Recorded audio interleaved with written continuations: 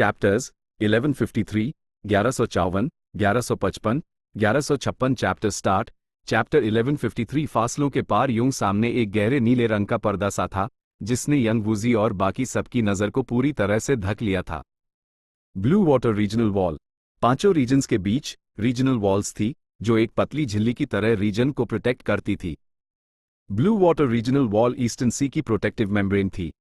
Turbulent flow sea area वैसे भी blue water regional wall के काफी करीब था। इसी वजह से जब फैंग युआन सदर्न बॉर्डर से नॉर्दर्न प्लेन्स जा रहा था और टर्ब्यूलेंट फ्लो सी एरिया के पास पहुंचा तो उसकी मुलाकात लिu किंग और बाकी लोगों से हुई थी। यिंग वूजी और दूसरे इमोर्टल्स ने ओमनी डायरेक्शनल ट्रैवल का इस्तेमाल करके सीधा यहां जंप किया था। क्या हम फिर से जा रहे हैं? हे लू लैन ने ठंडी सांस भरी। पहले वो आदमी कौन था? टाई बाई यू शेंग ने सवाल किया। एक दुश्मन, एक बहुत तगड़ा दुश्मन, एक ऐसा दुश्मन जिससे कभी सुलह नहीं हो सकती। उसके रैंक 6 कल्टिवेशन लेवल पे मत जाओ, उसके पास रैंक 8 बैटल स्ट्रेंथ है। यिंग वूजी ने ताई बाई यून शेंग की तरफ देखते हुए उससे कुछ इन्फॉर्मेशन बताना ठीक समझा। ये सुनकर ताई बाई यून शेंग ने एक गहरी सांस खींची और वो डिसबिलीफ में चिल्लाया, रैंक 8 बैटल स्ट्रेंथ? हे लू लैन ने भी शॉक्ड होने का नाटक किया। तभी हमें पीछे हटना पड़ा। शीनू के चेहरे पर कोई एक्सप्रेशन नहीं था। ताई बाई यून शेंग को अचानक कुछ याद आया। उसके चेहरे पर उदासी छा गई। साई, जब उसके पास रैंक 8 बैटल स्ट्रेंथ है तो लिu किंग तो गया। अफसोस की बात है, शैडो सेक्ट के लिए मरना उसके लिए सबसे बड़े सम्मान की बात है। शीनू ने नफरत से कहा, चलो, जब वो हमारा पीछा कर सकता है तो हमें फासला बड़ा लेना चाहिए। वो अपर एक्सट्रीम हेवनली ईगल एक इमेमोरियल डेसोलेट बीस्ट है जो 9 आसमानों में घूम सकता है। हो सकता है वो इमेमोरियल 9 हेवंस का हाई कोई जीव हो और पांचों रीजनल वॉल्स में आराम से आ जा सकता हो। हे लू लैन ने चुपके से ट्रांसमिट किया, यिंग वूजी को याद दिलाते हुए। यिंग वूजी ने उसकी तरफ गहराई से देखा और जवाब दिया, फिक्र मत करो, मैंने नॉर्दर्न प्लेन्स के हिस्टोरिकल रिकॉर्ड्स चेक कर लिए हैं। फैंग युआन का अपर एक्सट्रीम हेवनली ईगल हे फैन से मिला है और ही फैन के पास जो ईगल था वो नॉर्दर्न प्लेन्स में ही पाला गया था। अगर वो पांचों रीजनल वॉल्स में घुसा तो उससे भी सप्रेशन झेलना पड़ेगा। हम अभी रीजनल वॉल के बॉर्डर पर काफी सेफ हैं। अच्छा, ऐसा है क्या? हे लू लैन हैरान रह गई, फिर उसके चेहरे पर सुकून का भाव आया। ए फ्लैट, हम कहाँ जा रहे हैं? सेंट्रल कॉन्टिनेंट तो जा नहीं सकते। क्या हम सदर्न बॉर्डर जा रहे हैं रेस्क्यू मिशन पर काम करने? हे लू लैन ने पूछा। यिंग वूजी मुस्कुराया। वो ब्लू वाटर रीजनल वॉल के अंदर नहीं गया, बल्कि उसने अपना इमॉर्टल एसेंस इस्तेमाल किया और उसके अंदर से गू वॉर्म्स का ऑरा फूट पड़ा। उसका पूरा शरीर हवा में तैर रहा था। वो पीछे मुड़ा और टर्ब्यूलेंट फ्लो सी एरिया की दिशा में देखने लगा। उसके पैरों के नीचे हलचल सी मची, एक हल्की सी आवाज आई। ठंडी और नमकीन समुद्री हवा चारों गू इमॉर्टल्स के चेहरों से टकरा रही थी। इंतजार करो, यिंग वूजी ने ही लू लन को एक लफ्ज में जवाब दिया। किसका इंतजार? टाई बाई यू शेंग कंफ्यूज हो गया। दुश्मन का, यिंग वूजी ने कहा। बाकी तीनों गू इमॉर्टल्स ने एक दूसरे की तरफ देखा। उन्हें कुछ समझ नहीं आया। जब अभी अभी वो पीछे हेड तो अब उसका इंतजार क्यों कर रहे थे? अस आदमी के पास रैंक 8 बैटल स्ट्रेंथ थी, वो उसका इंतजार क्यों कर रहे थे? अपनी मौत का इंतजार? हे लू लैन का एक्सप्रेशन बदला। समझ गई? क्या समझ गई? ताई बाई यून शेंग ने जल्दी से पूछा। वो बुरी तरह से कंफ्यूज था। शीनू के चेहरे पर कोई भाव नहीं था, लेकिन उसकी उन में भी क्यूरियोसिटी झलक रही थी। हे लू लैन मुस्कुराई। तुम्हें अजीब नहीं लगा? उससे हमारी लोकेशन कैसे पता चली? हमारा पीछा करते वक्त उससे इतनी प्रिसाइज जानकारी कैसे थी कि हम कहाँ हैं? इस बार तो शीनू का एक्सप्रेशन भी बदल गया। ताई बाई यून शेंग की आवाज धीमी हो गई। ही लू लैन, तुम्हारा मतलब है हमारे बीच कोई गद्दार है? नामुमकिन। हम चारों कैसे? कहीं वो लिu किंग तो स्पाई नहीं था? रुको, उसने तो अलायंस एग्रीमेंट के अंडर हमें ज्वाइन किया था। क्या अलायंस एग्रीमेंट का फायदा उठाया जा सकता है? गद्दार होने का चांस कम है, यिंग वूजी ने सर हिलाते हुए जवाब दिया। उसने ताई बाई यून शेंग की तरफ देखा। भले हाई ताई बाई यून शेंग को अंधेरे में रखा गया था, वो भी यंग वूजी के अलायंस एग्रीमेंट के अंडर था। वो गद्दार नहीं बन सकता था। सबसे ज्यादा पॉसिबिलिटी इस बात की है कि उसके पास कोई इन्वेस्टिगेटिव मेथड है जिससे वो हमारी लोकेशन ट्रैक कर सकता है, यिंग वूजी ने कहा। पिछले कुछ दिनों से हम अपने बेस में हाइदर, हम शायद ही कभी बाहर निकले। ताई बाई यून शेंग ने तेवर चढ़ाए। हे लू लैन मुस्कुराई, गू इमॉर्टल के मेथड्स इतने ज्यादा हैं कि गिनती नहीं, कुछ तो कमाल के होते हैं। हम आखिर जानते ही कितना है? ये भी है। टाई बाई शेंग ने सर हिले। हे लू लैन ने आगे कहा, अगर हम इसका कोई तोड़ नहीं ढूंढ पाए तो हम कहीं भी चले जाएं, वो दुश्मन हमें ढूंढ ही लेगा, बस टाइम की बात है। इसलिए लॉर्ड ने यहीं रुकने और रीजनल वॉल में ना जाने का फैसला किया।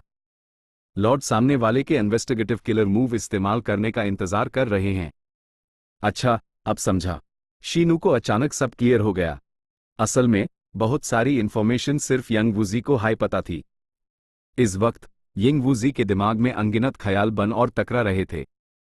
भले ही वो एक स्ट्रेंथ पाथ इमॉर्टल ज़ॉम्बी था और ठीक से सोच नहीं सकता था, उसके पास इस कमी को दूर करने के कई तरीके थे। यंग वूजी तेजी से सोच रहा था, फैंग युआन मेरी लोकेशन ढूंढने के लिए कौन सा मेथड यूज कर रहा है? मेन ईस्टर्न सी चुपके से आया था, ये इंटर लीक कैसे हुई? क्या वो नॉर्दर्न प्लेन्स में मेरी लोकेशन ढूंढ सकता है, डू रीजनल वॉल्स के पार? ये नामुमकिन है। जब मैंने अपने गू फॉर्मेशन से अपने निशान छुपाए थे, टैब तो हेवनली कोर्ट के गू इमॉर्टल्स भी कुछ पता नहीं लगा पाए थे। ही फैन की ट्रू इनहेरिटेंस में चाहे कुछ भी हो, वो ये काम नहीं कर सकता। हेवंस विल, यिंग वूजी के दिमाग में एक जवाब था। जब हेवंस विल मेरे खिलाफ साजिश कर सकती है, मुझे फैंग युआन की इंटेल के बारे में हिंट दे सकती है, तो क्या फैंग युआन को भी मेरे बारे में वैसी हाई इन्फॉर्मेशन मिल रही होगी? ये काफी पॉसिबल था, लेकिन यंग वूजी इस जवाब से सेटिस्फाइड नहीं था। अगर इस वक्त मेरी सिचुएशन में मैं नहीं बल्कि फैंग युआन होता, तो वो क्या करता? वो क्या सोचता? वो सबसे बुरी पॉसिबिलिटी के बारे में सोचता। और सबसे बुरी पॉसिबिलिटी क्या थी?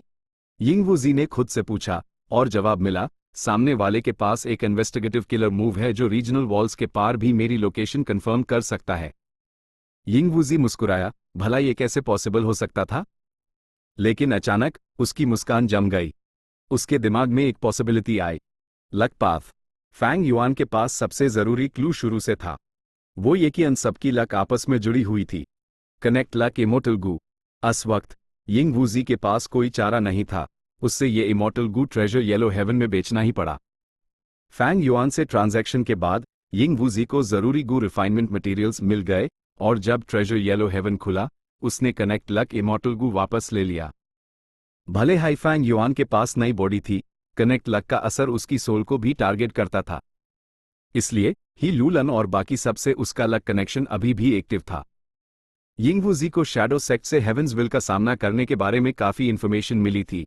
उसमें एक पॉइंट था, किस्मत को तलना मुश्किल है, लेकिन लक का फायदा उठाया जा सकता है। लक का इस्तेमाल करके कोई भी हेवंस विल से इफेक्टिवली डील कर सकता था। किसकी लक बेहतर थी? बिना शक वो फैंग युआन था, जिसके पास dog shit luck immortal gu था। फैंग युआन के पास डॉग शिट लक था, ये बात यंग वूजी अच्छे से जानता था। लैंग या सेक्ट में बैठे सिक्स्थ हेयर को भूलना नहीं चाहिए था। इसलिए यिंग वूजी ने कनेक्ट लक का इस्तेमाल किया और अपनी लक को ही लूलैन से जोड़ दिया। भले ही लूलन इसके लिए तैयार नहीं थी, वो विरोध नहीं कर सकती थी। इस तरह यिंग वूजी और फैंग युआन की लक सच में जुड़ गई। अगर उससे ये रिश्ता समझ आ गया और उसने कोई लक पाथ मेथड इस्तेमाल किया, तो भले ही हम दो अलग रीजन्स में हों, वो मुझे सेंस कर सकता है, यह पॉसिबल है। क्या ये लक पाथ है? ठीक उसी पल यिंग वूजी का शरीर कांप उठा। उसने देख लिया। लक इंस्पेक्शन इमॉर्टल गू का इस्तेमाल करके उसने देखा कि इस वक्त उसके और ही लूलन के सिर के ऊपर की लक हल्की सी हिल रही थी।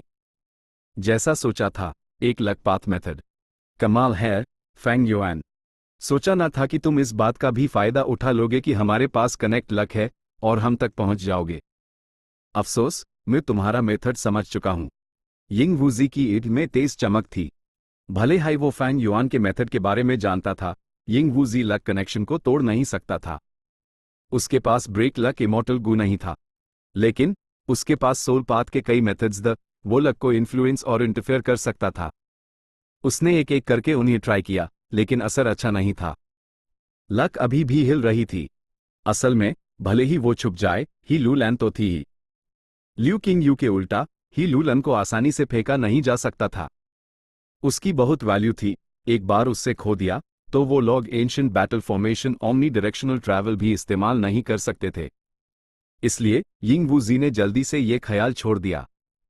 तो फिर किसी इमॉर्टल एपर्चर में घुस जाऊं?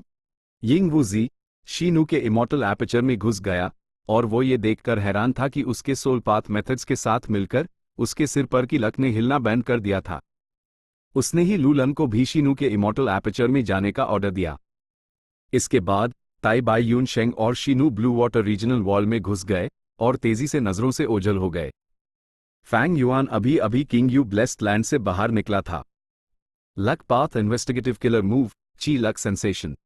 उसने अपना इमॉर्टल किलर मूव एक्टिवेट किया और उस एक साथ कई लोकेशन सेंस हुई। ईस्टर्न सी, वेस्टर्न डेजर्ट, सदर्न बॉर्डर। इनमें से ईस्टर्न सी का सेंसेशन सबसे क्लियर था और वहां सबसे ज्यादा लोग थे। ची लक सेंसेशन की इन्वेस्टिगेटिव रंगे बहुत बड़ी थी, लेकिन इसका इफेक्ट कुछ खास नहीं था। अगर कनेक्ट लक ना होता तो फैंग युआन इन्वेस्टिगेशन में रीजन्स क्रॉस नहीं कर पाता।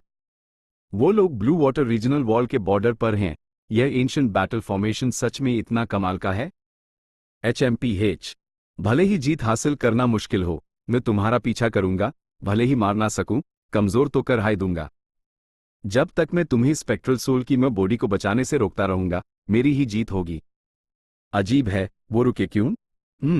अचानक फैंग युआन का एक्सप्रेशन बदला, उसके चेहरे पर हैरानी थी। उसके सेंसेस में दो लोग अचानक से गायब हो गए थे। ओह, इतनी जल्दी पता चल गया? फैंग युआन का दिल डूब गया। इस तरह वो उनका पीछा नहीं कर सकता था। लेकिन जब तक तुम्हारी लक जुड़ी हुई है, तुम्हें मेरे किलर मूव से हमेशा खतरा रहेगा।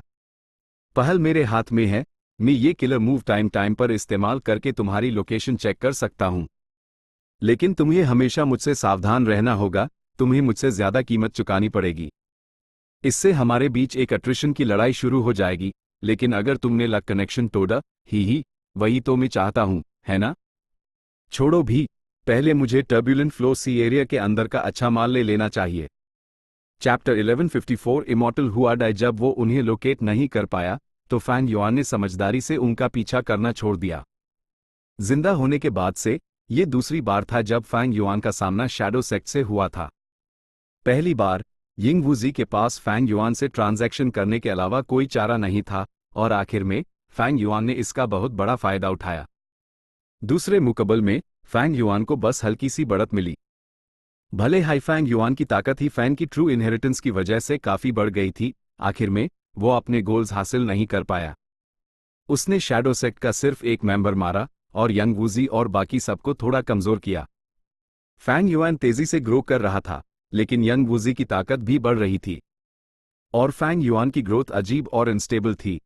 आखिरकार ही फैन की ट्रू इनहेरिटेंस जैसे फायदे 1000 साल में एक बार मिलने वाले मौके वो आसानी से नहीं मिलते।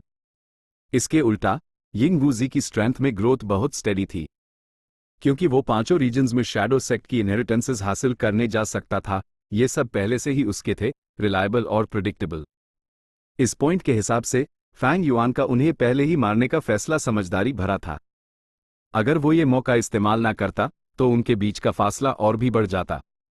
एक बार स्पेक्ट्रल सोल को सक्सेसफुली बचा लिया गया तो फैंग युआन का अंत निश्चित था। यिंग वुजी का तुरंत पीछे हटना बेशर्मी भरा था, लेकिन यह सबसे समझदारी वाला और अहम फैसला था। यिंग वुजी के लिए जब तक वो शैडो सेक्ट की बची कुची फोर्सेस को इकट्ठा करता रहेगा, उसकी ताकत तेजी से बढ़ेगी। उन्हें जमा करते करते वो आखिरकार काफी पावरफुल हो जाएगा। टर्ब्यूलेंट सी एरिया में भले ही दोनों तरफ से लड़ाई नहीं हुई, उन्होंने एक लंबी दूरी से एक दूसरे से मुकाबला किया था। फैंग युआन को यंग वुजी और बाकी सबके बारे में काफी इंफॉर्मेशन मिली। उसने उनका ancient battle formation, omni directional travel और यंग वुजी, ही लूलैन और दूसरों की हालत भी देखी। वहीं यिंग वुजी ने फैंग युआन के इन्वेस्टिगेटिव किलर मूव को पहचान लिया। भले ही उसने इससे सिर्फ टेम्पररी तौर पर सॉल्व किया था और प्रॉब्लम को जात से खत्म नहीं किया, उसकी प्रोग्रेस रुकी नहीं थी, उसका प्लान अभी भी स्मूथली आगे बढ़ सकता था। फैंग युआन और यंग वुजी के बीच एक दिन जानलेवा युद्ध होनी ही थी, लेकिन अभी वो वक्त नहीं था। यिंग वुजी ने पीछे हटना चुना। एक दिन फैंग युआन और यंग वुजी में से किसी एक को मरना ही था। उनकी दुश्मनी अभी खत्म होने से बहुत दूर थी। फैंग युआन पीछे मुड़ा और टर्ब्यूलेंट फ्लो सी एरिया की तरफ वापस चला गया। दूर तक फैले बादल और उफनता समुद्री पानी, एक अजीब सा मंजर था। फैंग युआन अंदर जाने ही वाला था जब वेस्ट से अचानक एक फीमेल इमॉर्टल आई और उसने पुकारा, जरा रुकिए। फैंग युआन पीछे मुड़ा तो देखा कि ये औरत एक शानदार पोशाक में थी, उसकी आस्तीनें हवा में लहरा रही थी, उसने हल्का गुलाबी रंग पहना था। उसकी ईद साफ और चमकदार थी, वो बेहद खूबसूरत थी। फैंग युआन फौरन रुक गया, उसकी आईब्रोज उठ गई और उसने फीमेल इमॉर्टल के आने का इंतजार किया। तो यह इमॉर्टल हुआडाई हैं। पता नहीं आपने मुझे क्यों पुकारा? इमॉर्टल हुआडाई मुस्कुराई, उसके गुलाबी होठ खुले तो मोतियों जैसे दांत दिखे। बड़ी शर्म की बात है, आप मेरा नाम जानते हैं लेकिन मैं आपका नाम नहीं जानती। मेरा नाम छू यिंग है। फैंग युआन ने ऐसे ही एक नाम बता दिया, उसका अभी का अपीयरेंस भी बदला हुआ था। छू यिंग, सुनने में शैडो मिटाना जैसा लगता था। भले हाई इस बार फैंग युआन का मकसद पूरा नहीं हुआ था। फैंग युआन शैडो सेक्ट को खत्म करने के लिए डिटर्मिन्ड था और अब उसका इरादा और भी पक्का हो गया था। छू यिंग, मैंने देखा कि आप टर्ब्यूलेंट फ्लो सी एरिया में एंटर करने वाले थे। मेरे पास एक सजेशन है, अगर काम कर गया तो इससे आपका भी फायदा होगा। इमॉर्टल हुआडाई ने कहा। कहिए। फैंग युआन मुस्कुराया, उसका रवैया काफी फ्रेंडली था। उसके दिमाग में वो सोच रहा था, अगर मैं इस इमॉर्टल हुआडाई को मार दूं तो सक्सेस के चांसेस कितने होंगे। वो एक खूबसूरत औरत थी, लेकिन फैंग युआन के दिल के लिए वो उसके डाउ मार्क एक्यूमुलेशन का हिस्सा बन जाती तो बेहतर था। फैंग युआन को इमॉर्टल हुआडाई के बारे में थोड़ी बहुत इन्फॉर्मेशन थी। वो ईस्टर्न सी की एक ट्रांसफॉर्मेशन पाथ गु इमॉर्टल थी, उसके पास रैंक 6 कल्टिवेशन लेवल था और उसने डू हेवनली ट्रिब्यूलेशंस पास कर लिए थे। बैटल स्ट्रेंथ के मामले में उसके रिकॉर्ड्स को देखते हुए वो रैंक 6 के पीक पर थी। फैंग युआन के लिए ये कोई प्रॉब्लम नहीं थी। ट्रांसफॉर्मेशन पाथ, सबसे जरूरी बात यह थी। इस वक्त फैंग युआन एक ट्रांसफॉर्मेशन पाथ ग्रैंड मास्टर था, उसके पास ट्रांसफॉर्मेशन पाथ के काफी डाउ मार्क्स थे, लेकिन और जमा करने में कोई बुराई नहीं थी। इमॉर्टल हुआडाई भी मुस्कुराई। उससे लगा कि भले हाई फैंग युआन का अपीयरेंस कुछ खास नहीं था, वो काफी जेंटल और पोलाइट था।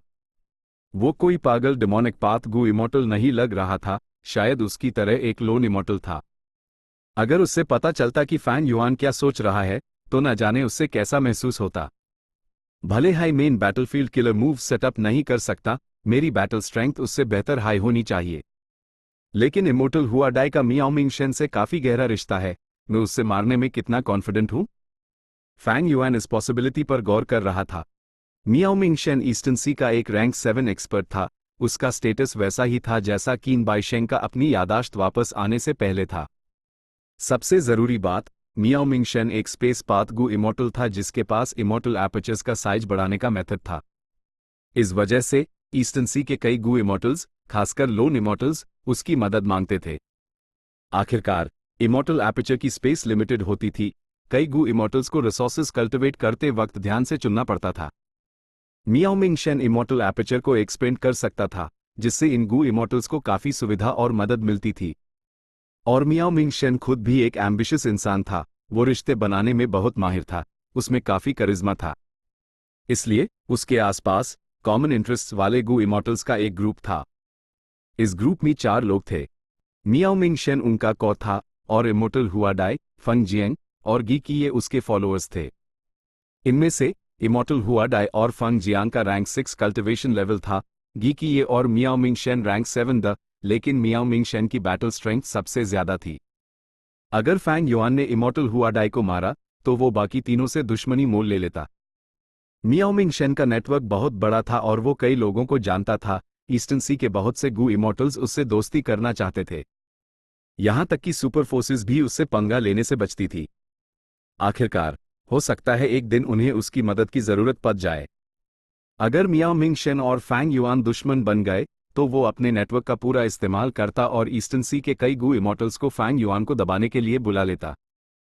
लेकिन तो क्या, फैंग युआन के पास फैमिलियर फेस था, वो आराम से अपनी आइडेंटिटी बदल सकता था, तो मियाओ मिंग शेन क्या चीज थी? जब तक कि वो कोई रैंक 8 गु इमॉर्टल ना हो। लेकिन अगर मैंने इमॉर्टल हुआडाई को मारा तो फैमिलियर फेस मुझे विजडम पाथ के डिडक्शन से नहीं बचा पाएगा, मेरी आइडेंटिटी एक्सपोज हो सकती है। फैमिलियर फेस सर्वशक्तिमान नहीं था। अतीत में जब थीविंग हेवन डेमन वेनरेबल ने इस मेथड का इस्तेमाल करके डू रैंक 8 गु इमॉर्टल्स को धोखा दिया था, उसने ये शो किया था कि उनके पास इसके खिलाफ कोई इन्वेस्टिगेटिव मेथड ना हो। भले ही ये एक कमाल की कहानी थी, इसने दूसरों को अलर्ट कर दिया। थीविंग हेवन डेमन वेनरेबल इस शानदार काम को फ्यूचर में दोहरा नहीं पाया। कुछ वक्त पहले हाई फैंग युआन और यिंग वूजी माइल थे। यिंग वूजी ने लक इंस्पेक्शन इमॉर्टल गू का इस्तेमाल करके फैंग युआन की लक देखी और उसकी आइडेंटिटी पहचान ली और तुरंत पीछे हट गया। सिर्फ रैंक 6 लक इंस्पेक्शन इमॉर्टल गू फैमिलियर फेस को बेकार कर सकता था। ये अजीब लगता था, लेकिन था नहीं। दुनिया बैलेंस थी, सभी जीवों के अपने शिकार और शिकारी होते थे। यही बात इमॉर्टल गू पर भी लागू होती थी। इमॉर्टल किलर मूव्स का सार गू वॉर्म्स के कॉम्बिनेशन का इस्तेमाल करना था, वो इस यूसूल से बच नहीं सकता था। इसी वजह से कोई सबसे स्ट्रॉन्ग गू वर्म नहीं होता, सिर्फ सबसे स्ट्रॉन्ग गू इमॉर्टल होता है। लेकिन मैं एक विजडम पाथ ग्रैंड मास्टर हूं, बस मुझे अपने विजडम पाथ मेथड्स को एलिवेट करना है और अपनी असली आइडेंटिटी छुपानी है। जब मेन फैमिलियर फेस का इस्तेमाल करूंगा तो कौन मेरी असली आइडेंटिटी ढूंढ पाएगा? खासकर उसकी सॉवरन इमॉर्टल बॉडी के साथ वो रीजनल वॉल्स आसानी से पार कर सकता था। वो अपना ऑरा पूरी तरह बदलकर एक लोकल भी बन सकता था। वो ही लूलन और बाकी सबकी तरह नहीं था जिनके पास नॉर्दर्न प्लेन्स का ऑरा था। ईस्टर्न सी में तो ठीक था, लेकिन जब वो सदर्न बॉर्डर, वेस्टर्न डेजर्ट या सेंट्रल कॉन्टिनेंट जाते तो उन्हें लोकल्स से सख्त विरोध का सामना करना पड़ता। लेकिन मुझे याद है कि इस मियाओ मिंग शेन के पास memorial desolate beast blue dragon whale को ढूंढने का एक मेथड था। उसने एक बार 10 से ज्यादा ईस्टर्न सी लोन इमॉर्टल्स को यूज ढूंढने के लिए इकट्ठा किया था। क्या मुझे उससे रिश्ता बनाना चाहिए ताकि मैं यूएस रिश्ते का इस्तेमाल करके ब्लू ड्रैगन वेल में एंटर करने से मिलने वाले प्रॉफिट्स में हिस्सा ले सकूं? ये सोचते हुए ब्लू ड्रैगन वेल इमॉर्टल हुआडाई को मारने से कहीं ज्यादा जरूरी थी, फैंग युआन ने उससे मारने का ख्याल मन से निकाल दिया। मियाओ मिंग शेन से दोस्ती करने का एक और फायदा था।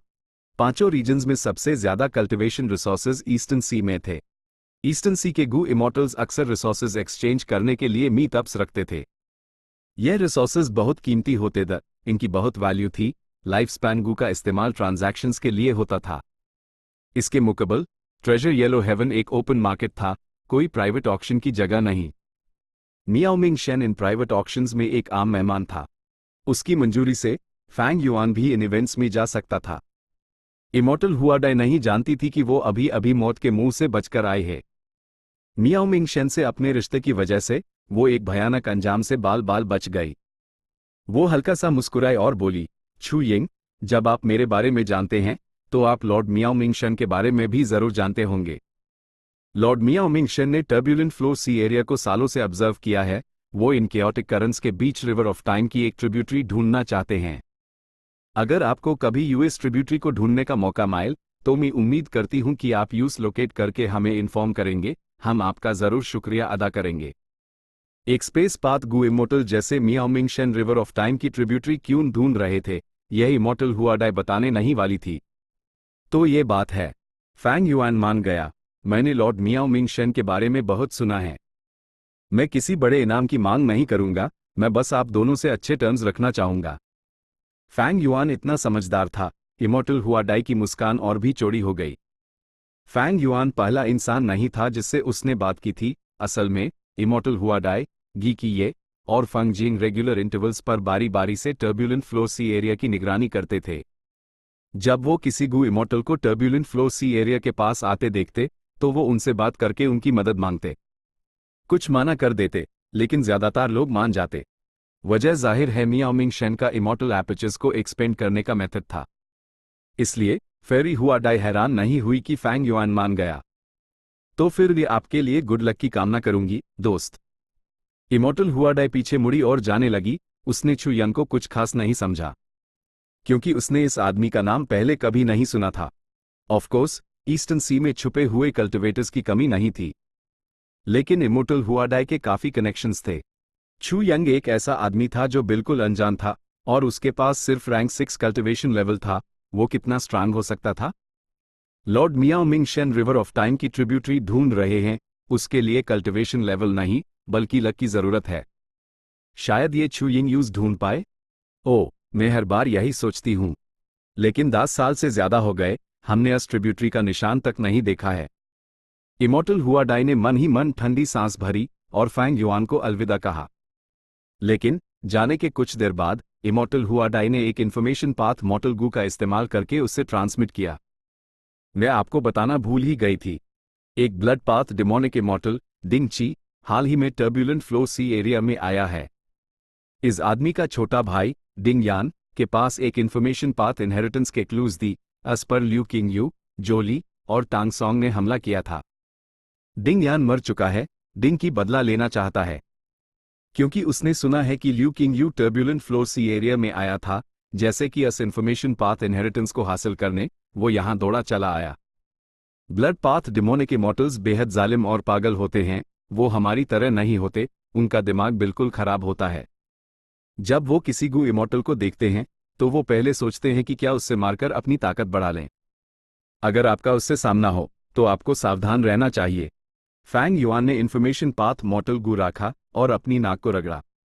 इमॉर्टल हुआडाई ने उससे कुछ फ्रेंडली एडवाइस दी थी। वो एक नेक दिल इंसान थी, लेकिन वो नहीं जानती थी कि जिससे वो बात कर रही थी वो एक ब्लड पाथ का डिमोनिक ओवरलॉर्ड था, एक ऐसा इंसान जिस पर बड़े पापों का बोझ था, जिसने एक बार सेंट्रल कॉन्टिनेंट में बेशुमार जिंदगियां आराम से तबाह कर दी थी। चैप्टर 1155 ऑयस्टर छीन ली। इमॉर्टल हुआडाई के साथ बातचीत बस एक छोटा सा इंटरमिशन था। फैंग युआन आखिरकार टर्ब्यूलेंट फ्लोर सी एरिया में घुस गया। समुंदर का पानी बेतरतीब घूम रहा था, जैसे उलझी हुई रस्सियां या पूरी तरह से बिखरे हुए धागे के गोले। फैंग युआन की नजरों में बस यही भर गया था। Strength path giant hand. आसपास किसी को ना देखकर फैंग युआन ने अपना इमॉर्टल किलर मूव इस्तेमाल किया। विशाल हाथ ने 10 से ज्यादा करंट्स को तोड़ फोड़ दिया, जिससे समुंदर का पानी और भी केओटिक हो गया। फैंग युआन एक खास दिशा में आगे बढ़ा। यह टर्ब्यूलेंट फ्लो सी एरिया का किनारा था। वो जबरदस्ती अपना रास्ता बना सकता था, लेकिन एक पाल बाद ही हल्के पीले पानी के एक बड़े करंट ने फैंग युआन का रास्ता रोक लिया। यह येलो स्प्रिंग वाटर है। फैंग युआन रुक गया। यह करंट बहुत बड़ा था। स्ट्रेंथ पाथ जायंट हैंड इससे तोड़ नहीं सकता था, बल्कि हो सकता है उससे चोट भी लग जाती। Yellow spring water yellow spring sea area से आता था। वो ज़ॉम्बी अलायंस के हेडक्वार्टर्स का इलाका था। 5 रीजन्स में सबसे बड़े ज़ॉम्बी फार्मिंग एरिया होने के नाते yellow spring sea area zombie लाशों से भरा हुआ था। समुंदर की तह में सड़े हुए कोरल दी और उनके बीच पानी के बहाव के साथ सीवीड के धागे तैर रहे थे। येलो स्प्रिंग वाटर में डाउ मार्क्स तक ये एक तरह का गू रिफाइनमेंट मटेरियल था। फैंग युआन ने अपना डिफेंसिव मेथड एक्टिवेट किया और उसके अंदर घुस गया।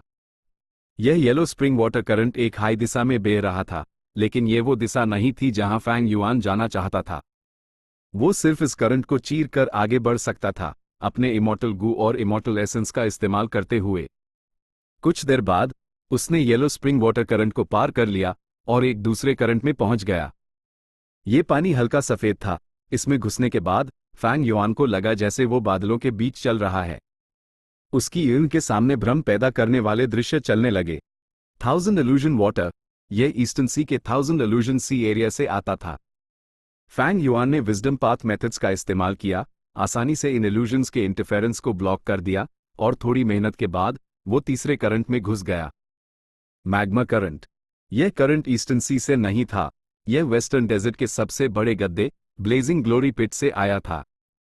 यह बेहद गहरा था और जमीन के नीचे से जुदा हुआ था। हर 100 साल में धरती की नसों से मैग्मा फूटता था। गर्म मैग्मा पूरे गड्ढे को भर देता था, यहां तक कि बाहर रिस कर आसपास के इलाके का भूगोल भी बदल देता था। Magma current. यह मैग्मा के बहुत गहरे हिस्से से आता था। यह बहुत गर्म था। जैसे हाईफैंग युआन इसमें घुसा, उससे एक डिफेंसिव इमॉर्टल किलर मूव की जरूरत पड़ेगी। आर्म रैंक 6 गू इमॉर्टल्स जिनके पास इमॉर्टल लेवल का डिफेंसिव मेथड ना हो, वो इससे बचने के अलावा कुछ नहीं कर सकते।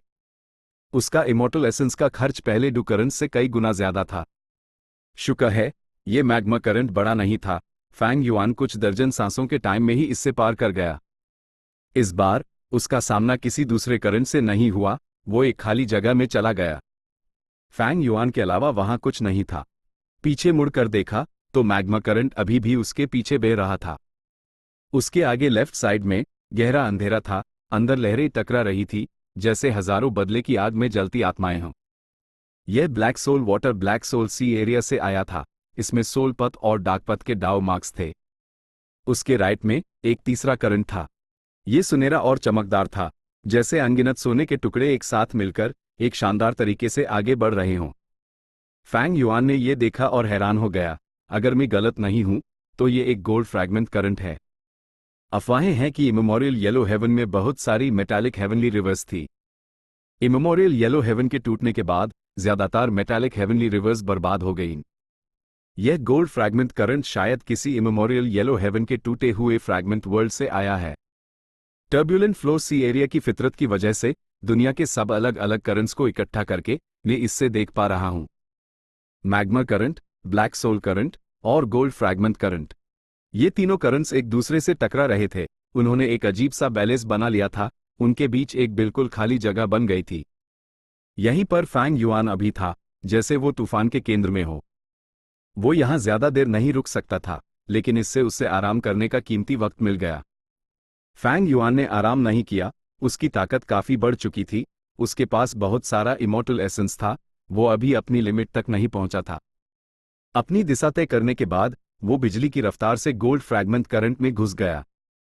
उससे काफी रुकावटों का सामना करना पड़ा, मैग्मा करंट से 10 गुना ज्यादा, लेकिन उसका इमॉर्टल एसेंस का खर्च उल्टा कम हो गया था। मैग्मा करंट बहुत ज्यादा गर्म था। फैंग युआन ने पूरा गोल्ड फ्रैगमेंट करंट पार कर लिया। इस प्रोसेस के दौरान उसने 500 किलोग्राम तक के गोल्ड फ्रैगमेंट्स इकट्ठा किए। धरती पर यह एक बहुत बड़ी दौलत होती, लेकिन इस दुनिया में यह सिर्फ एक आम गू मटीरियल था। गोल्ड फ्रैगमेंट्स के अलावा गोल्ड फ्रैगमेंट करंट में बड़ी संख्या में गू वॉर्म्स भी थे। वो ज्यादातर मेटल पाथ के थे। वहां गोल्डन ड्रैगन गू था, जो एक केचुए जैसा दिखता था, लेकिन उसके पंजे और सिरदर्द वो एक छोटे ड्रैगन जैसा लगता था। वहां गोल्डन अरोरा गू भी था, जो एक गू मास्टर को उड़ने में मदद कर सकता था, और एक दुर्लभ मोर्टल गू जो सभी मोर्टल गू मास्टर्स को पागल कर सकता था, पॉलिश्ड गोल्ड गू। ये एक वन टाइम कंज्यूमेबल गू था जो एक गू मास्टर की एप्टीट्यूड बढ़ा सकता था। फैंग युआन के लिए इस पॉलिश्ड गोल्ड गू का कुछ खास उस नहीं था। उसने ऐसे ही कुछ इकट्ठा कर लिए। गोल्ड फ्रैगमेंट करंट से निकलने के बाद फैंग युआन के सॉवरन इमॉर्टल एपर्चर में एक नई छोटी गोल्ड फ्रैगमेंट रिवर बन गई। फैंग युआन ने इस नदी को मिनी येलो हेवन में रखा, ये बस मंजर को सुंदर बनाने के लिए था। इस छोटी सी गोल्ड फ्रैगमेंट रिवर से उससे कोई फायदा नहीं होने वाला था।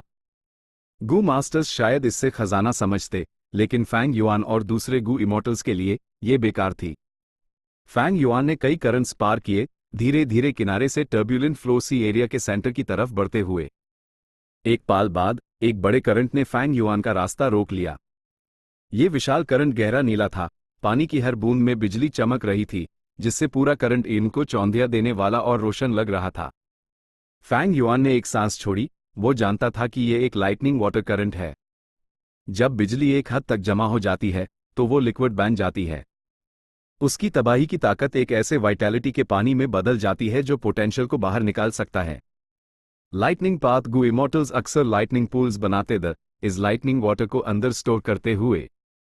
Lightning path goo immortals in lightning pools का इस्तेमाल बड़ी संख्या में लाइटनिंग पाथ मॉर्टल गू को पालने के लिए करते थे। एक लाइटनिंग पूल की अहमियत लाइटनिंग पाथ गू इमॉर्टल्स के लिए वैसी ही थी जैसी 5 लाइट माउंटेन की लाइट पाथ गू इमॉर्टल्स के लिए। फैंग युआन अब टर्ब्यूलेंट फ्लो सी एरिया के सेंटर में पहुंच चुका था। अपनी ताकत के साथ वो अब जल्दबाजी में करंट्स में नहीं घुस सकता था। करंट्स की ताकत बढ़ गई थी, अगर फैंग युआन अंदर गया तो वो बह जाएगा। इस सिचुएशन में अपनी मंजिल तक पहुंचना लक पर डिपेंड करता था। अगर किस्मत अच्छी होती तो कोई भी रैंडम करंट उससे उसकी मंजिल तक ले जाता और फैंग युआन आराम से सफर कर पाता। अगर वो अनलकी होता तो दर्जनों करंट्स पार करने के बाद भी वो शायद गोल गोल घूमता रहता। यह टर्ब्यूलेंट फ्लो सी एरिया की खासियत थी। Fang Yuan lightning water current में घुस गया। यह करंट बहुत बड़ा था, ऐसा लग रहा था जैसे फैंग युआन एक छोटा सा खरगोश हो जो एक बड़ी नदी में घुस गया हो। शुक्र है लाइटनिंग वाटर बहुत शांत था। सिर्फ ऊपर की लहरों में ही बिजली पैदा होती थी, जिसमें तबाही की ताकत थी जो किसी भी चीज को छूने पर नाश कर देती थी। फैंग युआन को बस लाइटनिंग वाटर की तह तक डूबना था। इमॉर्टल एसेंस का खर्च कम था, सब शांत और स्मूथ था। वो इस करंट के साथ सफर करता रहा। कुछ देर बाद Fang Yuan lightning water current के अंत तक पहुंच गया। अंत में लाइटनिंग वाटर करंट के साइज का हाई एक और करंट था। फैंग युआन यूएस में GHUS गया और पानी उससे अपने साथ बहा ले गया। वो काफी लकी था। भले ही कुछ रुकावटें आई, आखिर में वो अपनी मंजिल के और करीब ही पहुंचा। एक दिन और एक रात के बाद फैंग युआन एक खाली जगह पर पहुंचा जहां कोई करंट नहीं था। यह इस सफर के दौरान उसकी देखी हुई 12वीं ऐसी जगह थी। यह स्पेस अभी अभी बनी है, आसपास के करंट्स अभी के लिए नहीं बदलेंगे, मुझे पहले आराम कर लेना चाहिए।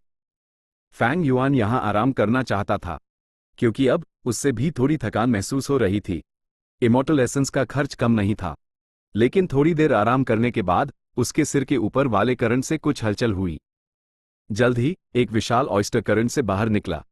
यह ऑयस्टर 4 हाथियों के साइज का था। इससे एक एंशिएंट डेसोलेट बीस्ट का ऑरा निकल रहा था। उसकी सतह पूरी तरह सफेद सुनहरी थी। फैंग युआन को देखने के बाद यह ऑयस्टर हैरान होकर रुक गया। जल्द ही ऑयस्टर से एक आवाज आई, यहां कोई है? तुम तो बस एक रैंक 6 गू इमॉर्टल हो, यहां तक कैसे पहुंच गए? फैंग युआन ने कुछ नहीं कहा। ऑयस्टर का शेल खुला और उसका गुलाबी मांस सामने आ गया। ये मांस एक बिस्तर जैसा था जिस पर 3 लोग लेटे हुए थे। 2 खूबसूरत मोर्टल लड़कियां अपने कपड़े उतारे हुए एक मेल गू इमॉर्टल के शरीर पर लेटी हुई थी। इस मेल गू इमॉर्टल का चेहरा एक नौजवान जैसा था। वो पतला था और उसकी निगाहें तेज थी। उसने फैंग युआन को एक रोबदारी नजर से देखा और क्यूरियोसिटी से एनालाइज करते हुए कहा, अजीब है, तुम्हारा सच में रैंक 6 कल्टिवेशन लेवल है, जल्दी से अपना नाम बताओ। फैंग युआन चुप रहा। उसकी नजर मेल गू इमॉर्टल से हटकर ऑयस्टर पर चली गई। मेल गू इमॉर्टल को गुस्सा आ गया। हे, मैं तुमसे बात कर रहा हूं, बहरे हो या गूंगे? फैंग युआन ने उल्टा पूछा, ये वही मशहूर प्रेशियस बीस्ट है, हिडन रूम ऑयस्टर? मेल गू इमॉर्टल को फौरन लगा जैसे उसकी तारीफ हो गई हो। वो हंसा, तुम्हें काफी नॉलेज है, मैंने ये अपने दादा से बहुत मेहनत के बाद मांगा था। मेरे दादा ईस्टर्न सी के मशहूर एंस्लेवमेंट पाथ गू इमॉर्टल रेन जू पिंग हैं। फैंग युआन ने सर हिलाया और साफ साफ कहा, मेन रेन जू पिंग के बारे में जानता हूं, वो रैंक 7 के पीक पर एक एक्सपर्ट है। कुछ वक्त पहले उन्हें अपना खून का रिश्तेदार पोटा मिला और उससे इमॉर्टल बनाने के लिए उन्होंने बहुत मेहनत की। वो तुम ही हो, है ना? हा। मेल गू इमॉर्टल हंसा, सही, बिल्कुल सही। तुम बुरे नहीं हो, तुम्हारी दूर की नजर है। हिडन रूम ऑयस्टर मेरे हवाले कर दो और मैं तुम्हारी जान बख्श दूंगा। फैंग युआन ने साफ साफ कहा। क्या? मेल गू इमॉर्टल को लगा उसने गलत सुना है। उसका एक्सप्रेशन जैम गया। वो गुस्से से हंस पड़ा। उसने फैंग युआन पर उंगली उठाते हुए कहा, अच्छा, बहुत अच्छा। मैंने तुम्हारी गलत तारीफ कर दी। तुम्हारी नजर तो है पर तुम अंधे हो। तुमने गलत आदमी से पंगा ले लिया है। तुम सच में मौत को दावत दे रहे हो। तो मेल गू इमॉर्टल अभी बोल ही रहा था कि उसकी सांस अचानक अटक गई। फैंग युआन पहले ही हमला कर चुका था। स्ट्रेंथ पाथ जायंट हैंड ने हिडन रूम ऑयस्टर को बुरी तरह से जकड़ लिया। मेल गू इमॉर्टल के चेहरे पर डर का भाव था, क्योंकि उससे एहसास हुआ कि हिडन रूम ऑयस्टर इस वक्त विशाल हाथ से निचोड़ा जा रहा था। प्रेशर के नीचे दोनों शेल से चटकने की आवाज आ रही थी। गलतफहमी, ये एक गलतफहमी है। वो चिल्लाया, मेन रेन जू पिंग का पोटा हूं। तुम कौन हो सकता है हम दोस्त हों। कौन दोस्त है तुम्हारा? मैं तुम्हें जाने दे सकता हूं, बस वो गू वर्म द डू जिससे तुम हिडन रूम ऑयस्टर को कंट्रोल करते हो। फैंग युआन ने ताना मारा, वरना तुम यहीं मरोगे। तुम एक डिमोनिक पाथ गू इमॉर्टल हो। तुम ऐसा नहीं कर सकते। मेरे दादा तुम्हें नहीं छोड़ेंगे, सोच लो अच्छे से। सिर्फ रेन जू पिंग हाई तो है, तो क्या? फैंग युआन मुस्कुराया। उसके शरीर से ऑरा निकला जो रैंक 6 से सीधा रैंक 7 के पीक तक पहुंच गया। नौजवान गू इमॉर्टल का चेहरा राख जैसा हो गया। दोनों मॉर्टल खूबसूरत लड़कियां पूरी तरह से शॉक थी। वो एक कोने में सिकुड़कर कांप रही थी। चैप्टर 1156 इमॉर्टल गू परसीवेबल डाउ। कुछ देर बाद फैंग युआन ने हिडन रूम ऑयस्टर को कंट्रोल कर लिया और उसका नया मालिक बन गया। पट पट पट, उसने नौजवान गू इमॉर्टल के चेहरे पर थपथपाया। समझदारी भरा फैसला, लड़के। नौजवान गू इमॉर्टल का चेहरा सख्त था। वो हिलने की हिम्मत नहीं कर रहा था, लेकिन उसकी एड़ी में शर्मिंदगी और नफरत जल रही थी। फैंग युआन ने यूज इग्नोर किया। इसके बाद वो हिडन रूम ऑयस्टर में कूद गया। नौजवान गू इमॉर्टल की पुरानी जगह पर बैठा और वहां से निकल गया। जाने से पहले उसने ये भी कहा, मेरा नाम छू यिंग है। मैंने तुम्हारा हिडन रूम ऑयस्टर ले लिया। अपने दादा को बताना मत भूलना। हिडन रूम ऑयस्टर को देखकर जो अपना शेल बैंड करके करंट्स में गायब हो गया था, नौजवान गू इमॉर्टल ने एक सख्त आवाज में कहा, ठीक है छू यिंग, फिक्र मत कर, मैंने पहले ही तुम्हारा अपीयरेंस अपने दादा को ट्रांसमिट कर दिया है। यंग मास्टर, अब हम क्या करें? दोनों खूबसूरत लड़कियां रो रही थी। वो नौजवान गू इमॉर्टल की आस्तीनें खींच रही थी। नौजवान गू इमॉर्टल का चेहरा सख्त हो गया। आसपास की जगह सिकुड़ रही थी। करंट्स बनने हाई वाले उसका चेहरा गंभीर हो गया। अपनी ताकत से वो इस जगह में घुस नहीं सकता था। वो यहाँ हिडन रूम ऑयस्टर की बदौलत हाई पहुंचा था। फिक्र मत करो, भले हाई हिडन रूम ऑयस्टर चला गया, मेरे पास मेरे दादा का ट्रैवलिंग सन गू है। मेन डोटिंग मदर गू के पास वापस जा सकता हूं, जो मेरे दादा के पास है। नौजवान गू इमोर्टल ने दांत पीसे। ये तो बहुत अच्छा है, हम बच गए। दोनों लड़कियां खुश हो गईं। बूम बूम डू आवाजों के साथ दोनों खूबसूरत लड़कियों ने हैरान नजरों से देखा। एक ने अपने सीने में बने खूनी छेड़ को देखा जबकि दूसरी ने नौजवान गू इमोर्टल को देखा। यंग मास्टर, आपने। नौजवान गू इमोर्टल का एक्सप्रेशन गंभीर था। तुम दोनों ने सब कुछ देखा, HMPH। फौरन बाद उसके चेहरे पर अफसोस का भाव आया। उसने अपना हाथ बढ़ाया, दोनों खूबसूरत लड़कियों के चेहरों को छुआ। अफसोस की बात है, ये काफी खूबसूरत हैं, ये सब छू यंग की गलती है। ये कहते हुए उसने दोनों लाशों को करंट में फेंक दिया। एक गू इमोर्टल के डिफेंसिव मेथड्स के बिना मॉर्टल लाशें पाल भर में करंट्स में चीतरे चीतरे हो गईं। ये देखकर कि ये स्पेस कलैप्स होने वाला है, नौजवान गू इमोर्टल ने अपने दांत पीसे और ट्रेवलिंग सन इमोर्टल गू का इस्तेमाल किया। इस टर्ब्यूलेंट फ्लो सी एरियर में बहुत केओटिक डाउ मार्क्स दर, यही बात स्पेस पथ पर भी लागू होती थी। गू इमोर्टल्स आसानी से स्पेस पाथ इमोर्टल गू का इस्तेमाल नहीं कर सकते थे। सबसे सेफ तरीका नॉर्मल तरीके से ट्रैवल करना था। लेकिन नौजवान Gu immortal app space path immortal Gu नहीं, बल्कि इमोशन पाथ का इस्तेमाल कर रहा था। इमोशन पाथ एक ऐसा पथ था जो विजडम पाथ से निकला था। विजडम पाथ के 3 elements the thoughts, wills, emotions. Travelling son Gu और doting mother Gu emotion path में इमोर्टल गू का एक मशहूर सेट थे। जब टर्ब्यूलेंट फ्लो सी एरिया बना था, तब तक इमोशन पथ बना ही नहीं था। इसलिए इस वक्त नौजवान गू इमोर्टल ट्रैवलिंग सन गू का इस्तेमाल बिना किसी खतरे के कर सकता था। नौजवान गू इमोर्टल ने ट्रैवलिंग सन गू की पावर को यूज दूर ले जाने दिया। यूज लगा जैसे वो एक लंबी नदी में घुस गया हो। वो बेहोश और चक्कर में था। कुछ मिनट बाद उससे होश आया और उसने पाया कि वो रेन जू पिंग के ब्लेस्ड लैंड के अंदर है। दादा, वो। नौजवान गू इमोर्टल ने डर और बेचैनी दिखाई।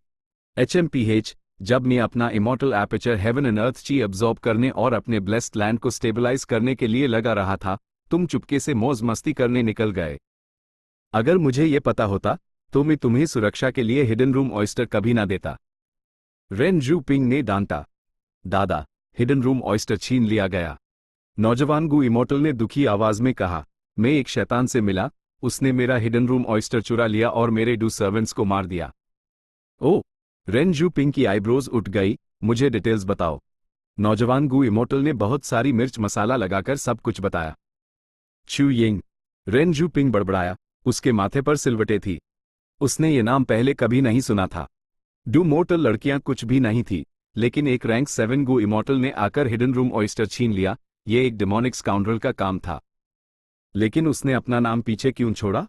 कहीं वो चू यिंग ना होकर कोई और तो नहीं था? उससे फंसाने की कोशिश कर रहा था? उसके क्या इरादे थे?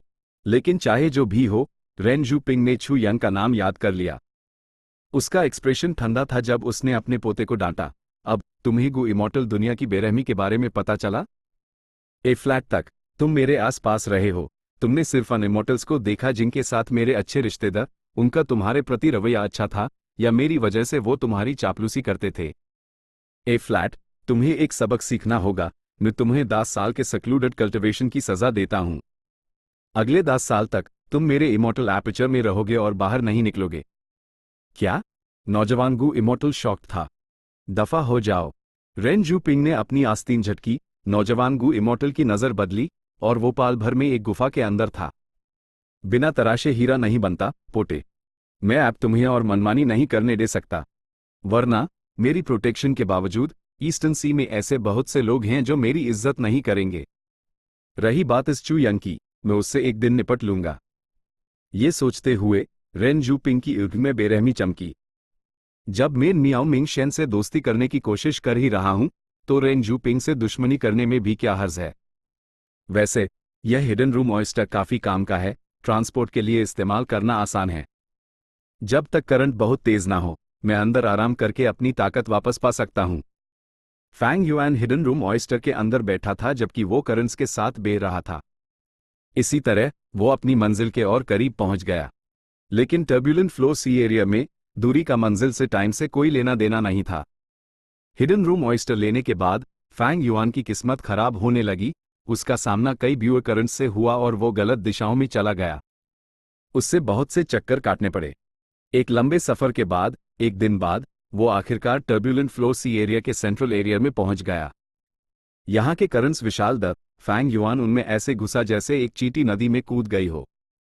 आम करंट्स थोड़ी थोड़ी देर में अपनी दिशा या जगह बदल लेते थे, लेकिन टर्ब्यूलेंट फ्लो सी एरिया का सेंट्रल एरिया बहुत बड़ा था। अपने साइज की वजह से इसका हिलना मुश्किल था। भले ही यह हर पाल बदलता था, बदलाव काफी कम होता था, यह असल में काफी स्टेबल था। और इन करंट्स में बहुत से बबल्स थे। वहां बड़े और छोटे बबल्स दी इंसान के सिर के साइज से लेकर एक पहाड़ के साइज तक।